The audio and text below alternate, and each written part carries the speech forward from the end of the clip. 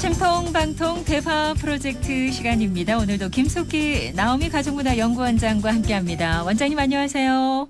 네, 안녕하세요. 네. 한 주 동안 잘 지내셨어요? 예, 한 주 동안 잘 지내셨습니까? 네. 네, 자 일단 오늘의 사연 어떠한 고민을 담은 내용인지부터 만나보시죠. 안녕하세요. 저는 60대 주부입니다. 한참 열심히 일하다가 얼마 전에 퇴직을 했고요. 언제나 품에 있을 것만 같던 애들은 이제 각자 독립해서 바쁘게 살다 보니 자주 만나지도 못한답니다. 갑자기 이렇게 시간이 많아지고 집에 있다 보니까 예전에 몰랐던 남편의 존재가 소중하게 느껴지기 시작하는데요. 그런데 문제는 남편은 저와 너무 다르게 바쁘다는 겁니다. 사업일로 바쁜 거야 이해를 하죠. 그런데 일로 바쁜 게 아니라 취미생활 하느라 바빠도 너무 바쁩니다. 계절에 상관없이 탁구며 볼링, 등산, 수영, 또 최근엔 낚시까지. 아마 대한민국에 저희 남편보다 바쁜 사람 없을걸요. 저도 남편과 같이 취미생활을 시작해볼까 몇 번 얘기를 해봤지만 나이 들어서 괜히 운동 잘못하다 병원 다닐 일이 많아진다면서 남편은 별로 좋아하질 않네요. 평생을 아이들 키우고 일만 하느라 제대로 된 취미 하나 가지질 못했는데요. 가족들은 항상 뒷전이고 온갖 여가 생활을 혼자 즐기는 남편이 밉기도 하고요. 이젠 회사 생활이 아닌 제 개인 시간도 잘 보내야 하는데 어떻게 해야 할지 모르겠습니다. 조언 좀 부탁드려요. 그래요. 한창 일하시다가 퇴직하시고 아이들은 또 다 커서 각자 뭐 바쁘다고 얼굴 보기도 힘들고 내 시간이 갑자기 많아지다 보면은 이런 고민이 있으실 것 같아요. 원장님은 어떻게 들으셨습니까?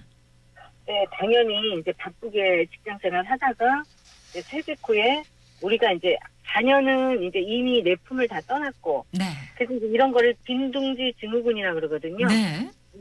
그래서 이제 요 때를 잘 관리해 주는 게 어떻게 보면 노년기에 삶의 질을 얼마만큼 잘 행복하게 잘 만드느냐가 이제 핵심적인 부분이라고 보시면 될 것 같아요. 네. 남편과 함께 좀 노년에 이제 좀 함께 보내고 취미 생활도 하고 싶은데 그런데 남편분은요 너무 취미 생활이 많으셔가지고 아니 아내와 함께 안 하시고 계속 따로 하시는가 봐요. 그러니까요. 근데 이제 여기에서 함께 좀 취미를 운동을 좀 무리하게 하면 안 된다라는 거는 맞는데 네. 지금 제가 보니까 수영이라든지 간단한 이런 동네 산책이라든지 이런 거는 얼마든지 함께 할 수 있거든요. 네. 예, 그리고 이제 뭐 무리하지 않는 선에서 또 탁구라든지 뭐 이런 거 이제 지역에서 함께 또 할 수 있고 그런데 이제 그런 거조차도 만약에 차단이 돼 있는 채 혼자서 이렇게 바쁘게 지낸다라고 하면 네. 사실은 이제 지금 요 시기가 어떻게 보면 과거에는 돈 벌어야 됐죠. 그리고 아이들 길러야 됐죠. 또 직장까지 다녀야 됐어요. 맞벌이에다가.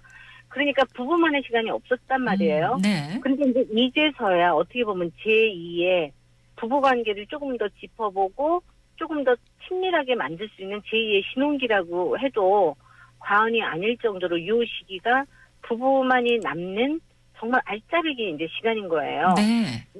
신혼 때는 사실 신혼이 우리가 보통 이제 많이 짧았던 시기였기 때문에 뭐 이제 아이들 뭐 이제 육아 있죠. 또 임신, 출산, 양육 뭐 이런 부분들이 있어서 모르고 지나갔단 말이에요. 네. 그래서 이제 저는 여기에 대해서 좀 남편한테 혼자만 이렇게 바깥으로 계속 다니면서 즐길 것이 아니고 아내하고의 대화의 시간이라든지 아내하고 맛있는 거 이렇게 먹으러 다닌다든지 집에서 맛있는 음식을 해 먹는다든지 그리고 이제 저녁 되면 같이 손잡고 또 산책을 한다든지 네. 그래서 부부만의 시간을 좀 늘릴 것을 정말 적극적으로 좀 말씀해야 되지 않을까 싶어요. 그래요. 원장님께서 말씀하신 그 부분을 남편이 좀 함께 해주신다면 이분의 고민이 싹 사라질 것 같은데요.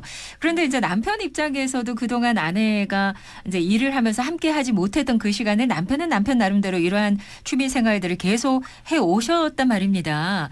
그렇다면 아내 입장에서도요 꼭 부부가 물론 함께 하면 좋겠습니다만 아내도 본인이 배워보고 싶었던 걸 좀 혼자라도 찾아보는 건 어떨까요?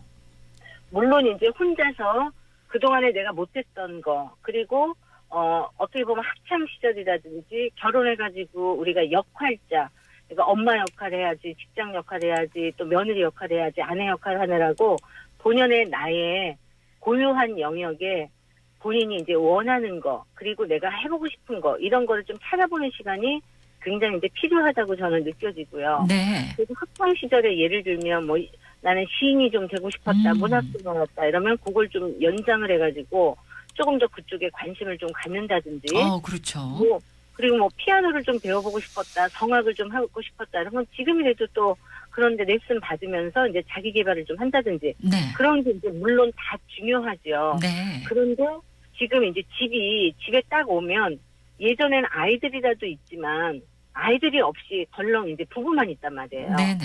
그런데 부부 관계가 소원하고 각자 딸하고처럼 만약에 놀면 구심점이 없어지기 때문에 네. 마음이 허한 거는 마찬가지다.